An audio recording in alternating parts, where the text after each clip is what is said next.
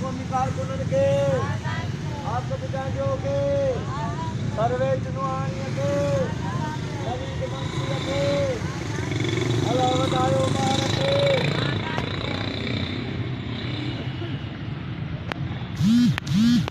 साईं अवां जी पुखरताल खे अॼु सोरहों ॾींहुं आहे।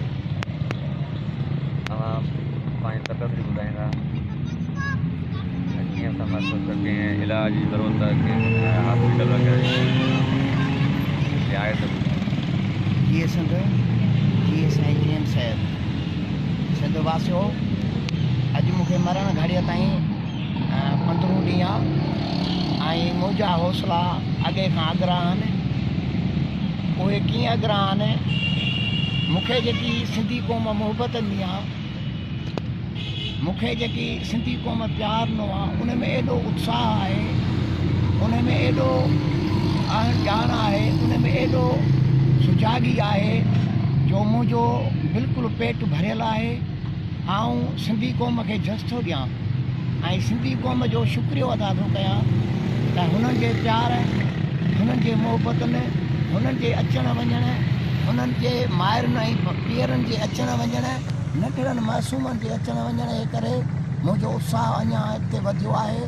ऐं आऊं बि सिंधी क़ौम सां वाइदो थो कयां त जीअं हिकिड़े शाइर चयो आहे त हीउ त सिर हिकिड़ो आऊं ॾींदे कुनल खे लॼ मरा, हुजनि सिर घणा त वारे वारे वठियां।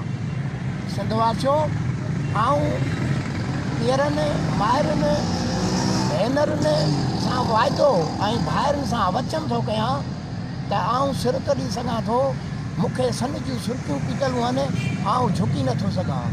ऐं मूंखे दुआ कयो जेसि ताईं असांजा पंहिंजा प्यारा, असांजा सुहिणा, असांजा नौजवान, असांजा शागिर्द, असांजा उस्ताद, असांजा क़ौमी कारकुन, असांजा डॉक्टर आज़ादु नथा थियनि ऐं सिंध सभा जा अॻुवान जिते कूड़ा केस आणी उन्हनि खे क़ैद बंदि कयो आहे, उन्हनि खे आज़ादु नथो कयो वञे, तेसि ताईं मुंहिंजी हीअ मरण घड़ी जी बुख हड़ताल हूंदी।